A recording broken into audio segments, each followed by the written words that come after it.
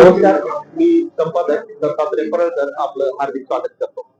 माझ्या बाजूला सन्माननीय डॉक्टर स्वाती कराड साठे मॅडम आहे आणि या विश्वप्रयाग युनिव्हर्सिटीच्या सर्व आहे. तर आपण यांच्याशी बातचीत करणार आहोत पाणी या विषयावर. मॅडमनी खूप छान काम केलेलं आहे. मॅडम, आपलं मुलाखतीमध्ये नमस्कार, स्वागत आहे. आणि आमच्या दर्शक मित्रांना आपण जो आता प्रोजेक्ट केलाय त्या संदर्भात थोडक्यात माहिती द्या. नमस्कार, मी Swati Karad Chate, trustee secretary general MAEER's MIT Pune आणि MIT विश्वप्रयाग विद्यापीठ जे सोलापूर इथे आपण सुरू केलेलं आहे. MITचं 5वं विद्यापीठ आहे हे. आपल्याला सगळ्यांना माहिती आहे की सोलापूर आणि तो सगळा परिसर जो आहे तो जास्त तिथे पाण्याचं दुर्भिक्ष आहे.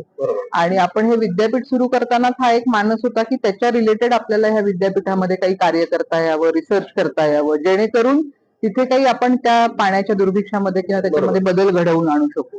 आणि त्याच दृष्टिकोनातनं आपण हे विद्यापीठ 2 वर्षापूर्वी सुरू केलेलं आहे. तिथे इंजिनिअरिंग, मॅनेजमेंट, डिझाईन, फार्मसी हे प्रोग्राम आहेत. पण ते उभं करत असताना आपला हा प्रयत्न आहे की मुलांना प्रॅक्टिकली निसर्गाशी कसं जोडता येईल. त्यासाठी आपण तिथे एक मियावाकी फॉरेस्ट असं एक जंगल तिथे उभं केलेलं आहे.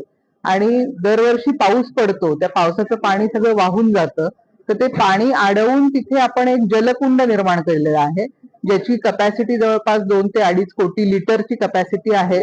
ते आपण भारतीय पद्धतीने त्याचं आर्किटेक्चर दगड घडवून आणि माती, जेणेकरून येणारं पाणी त्याच्यामध्ये मुरू शकेल आणि त्यातनं बरोबर आहे तशा पद्धतीने आपण ते एक जलकुंड तिथे बनवतोय.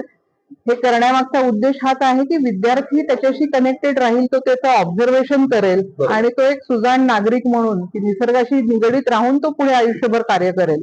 अशासाठी आपण हा सगळा उपक्रम करवतोय. त्याचबरोबर हे विद्यापीठ म्युनिसिपल कॉर्पोरेशन जे आहे सोलापूरचं, त्यांच्या वॉटर डिस्ट्रीब्युशन प्रोजेक्टशी आपण जोडलं गेलेलो आहोत, ज्याच्यामध्ये आपले प्राध्यापक आणि विद्यार्थी त्यांना मदत करतायत. उजडी बॅकवॉटर मध्ये तिथे पक्ष्यांचं एक निरीक्षण करून त्याचा एक आपण रिसर्च प्रोजेक्ट वरती काम करतो आहोत. तर असं विद्यापीठाच्या माध्यमातून पाण्याविषयीची आणि निसर्गाविषयीची जागरूकता निर्माण करणं हा त्याच्यातला उद्देश आहे. एकंदरीत काय की पर्यावरण वाचवण्यासाठी आणि पाणी वाचवण्यासाठी मॅडम आणि मॅडमची पूर्ण टीम कार्य करत आहे. मॅडमनी आपल्या व्यापाराला मुलाखत दिली त्याबद्दल मॅडमचे मनपूर्वक आभार. धन्यवाद.